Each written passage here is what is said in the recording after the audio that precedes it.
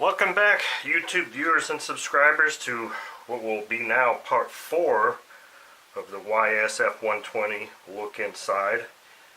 If you see here, if you see something strange and hear a different tone in my voice, it's because I'm happy. I've made 2 significant breakthroughs since my last video, and this, look at that. Guess what that is? It's a wrist pin. So, before I talk about the wrist pin, well, let me finish talking about the wrist pin. Anyway, the good news is, this YS wasn't too stupid when they designed this engine. There was this screw here that I removed, and it had a little washer there, which is still intact, which is good. This engine, or this hole, actually allows passage all the way through with the piston properly lined up to get at that wrist pin. So, after I figured out that I did have yet another one of those Teflon retainers in there, I was able to jiggle it out so it popped out of the piston, and this piston has got a cutout in it. Apparently it's like this, and then it's got a cutout like that, and you'll see that here in a second. I was able to jiggle this thing out, and then with this X-Acto knife I was able to kind of go in here and very carefully slice that thing apart, because I wasn't able to move it around enough, and I've already destroyed one. I got to get 2 more anyway. Wasn't able to move it around enough to allow me free access into here.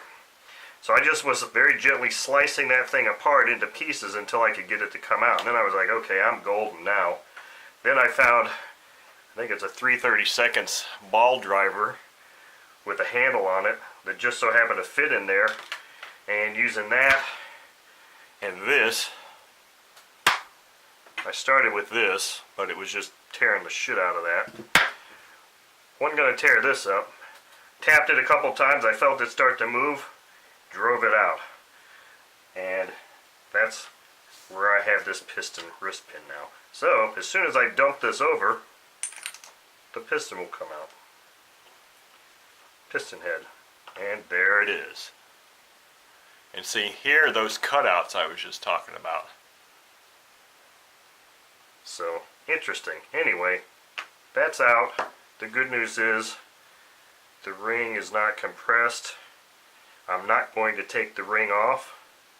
I'm going to leave it just as it is. But now I can yank this connecting rod off. And the connecting rod's off. So, that's the success number 1. Success number 2 is I was able to get this timing cover off. And basically what I did was talked to Jim, the fellow that provided this engine to me, and he told me, oh, there's an O-ring seal on there. Well, I was like, okay, well, that's interesting. I've never seen an O-ring seal on one of these things before. And that would explain why I had such a hard time getting it off. So I just basically turned it so the ears were like this, and with a screwdriver on this side and a long screwdriver in this side, I was just able to finally pop that thing up and off. And now you'll see that nice little O-ring seal. Now this bearing looks pretty crappy. I'm going to try and clean it up. I don't really want to replace that damn thing, but if I have to, I will. I really don't want to. Actually feels pretty decent. I'll just throw some more oil on there and let it be for now. So let's pull this timing gear out. Oh, you know what? This is screwed up. I do see a cam follower in here.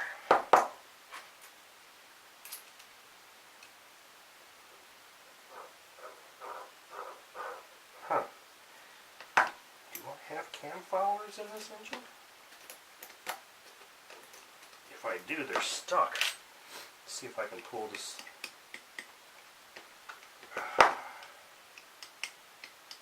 My magnet's not nearly strong enough to pull that out. Well, it does kind of look like there might be a cam follower in there now, but it doesn't appear that it wants to move. Man, I don't know. Okay, so yet more trials and tribulations. Maybe there is cam followers in here and they're stuck. Because if I can't get that one to move up, I'm not going to be able to get that timing gear out. Let's see if I can just kind of grab on this. See if it wants to come out.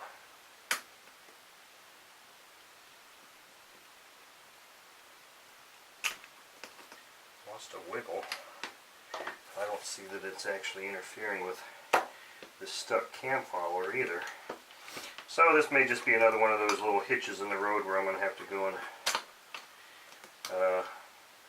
apply some more heat to this area. And it's like something is holding this timing gear in, and it's not what looks to be maybe now a cam follower. That would be weird because I don't understand now why those push rods were so damaged.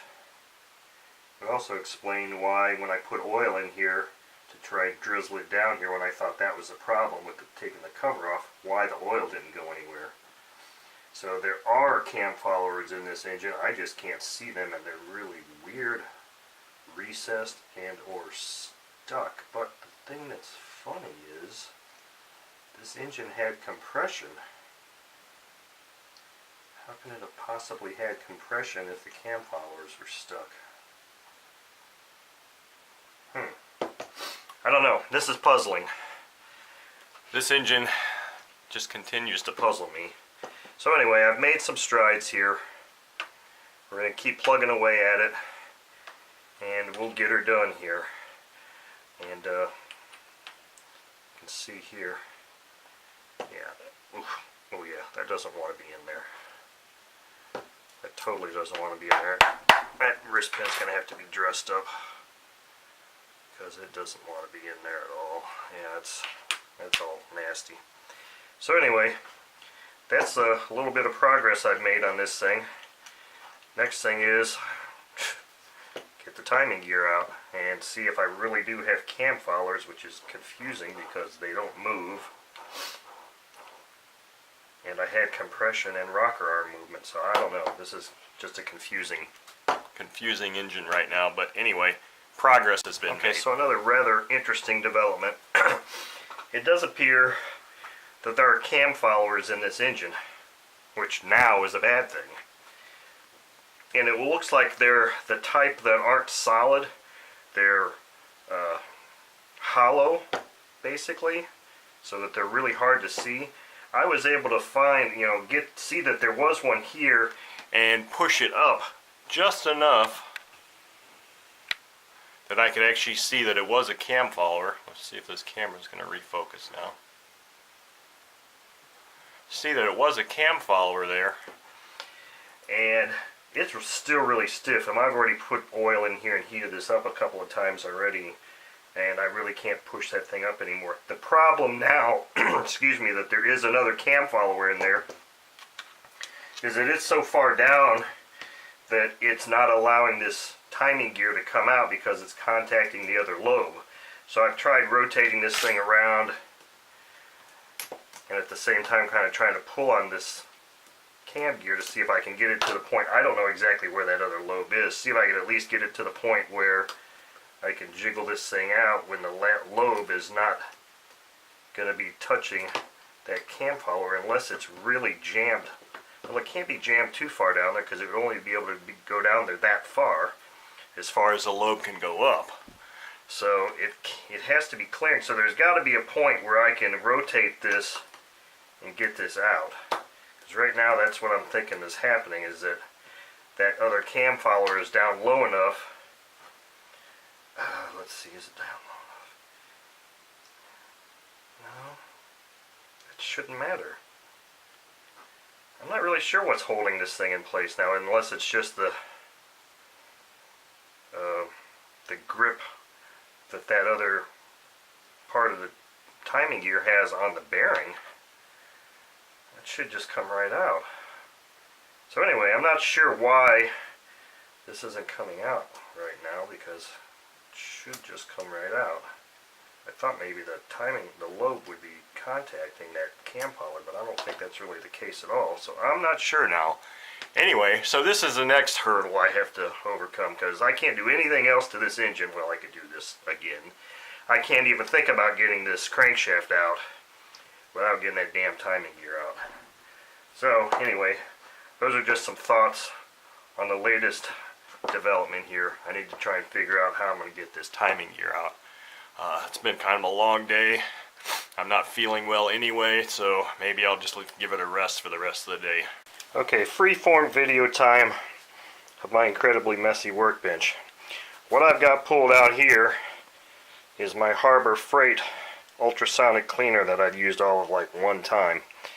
What I've got here are some of these YS F-120 parts and more parts and the crankcase. So, having a hard time getting this timing gear out for some strange reason. So what I've done is I've removed the or the fuel regulator, left that gasket in place because it's going to come off. Taken that out. There's no other rubber parts or silicon parts in this engine right now, so I'm going to go ahead and just dump all of these parts in this ultrasonic cleaner and try and clean the hell out of it, and maybe that'll help free this thing up. I haven't even attempted to try to get this prop driver off, so I know that's going to be a problem. So I'm going to just throw all these things in with a bath of some LA's Totally Awesome cleaner and some really hot water and run this for a number of times. I'll take a picture when I have all the parts in here so you can see the color of the material before and then after all of my runs. So that's the purpose of this freeform video. So let me get these things loaded up and let's go to it.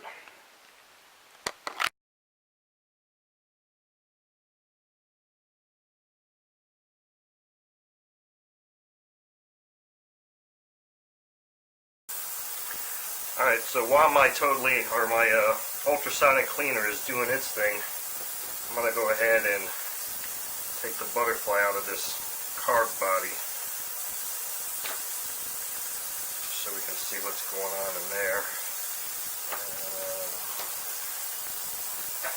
My workbench is such a mess right now. I'm trying to visually remember about how far down that was.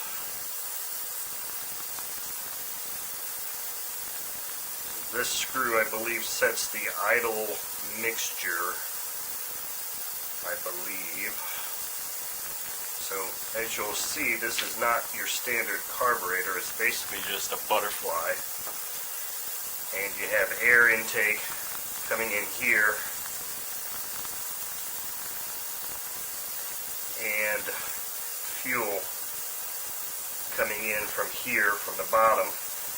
Gets drawn up in here, mixes with the air coming in, and then gets shot out, or comes through the, let's see here, fuel goes in here. This is where you have, yeah, so I don't know, I'm not exactly sure how this damn thing works. All I can say is, this is the butterfly, and there's a hole right here. I can see through that hole, so that hole must meter fuel flow at some point. But that's really all there is to this. I don't even know if there's any reason for me to do anything else to this. I don't know, I don't have this in my ultrasonic bath. I could, but I don't. I guess I was clinging to the hope that maybe I'll just keep that gasket intact, but I'm going to be getting a new gasket set anyway, so this thing really isn't all that dirty. I don't really know that it needs to go in the bath. See if I can put this about back where it was.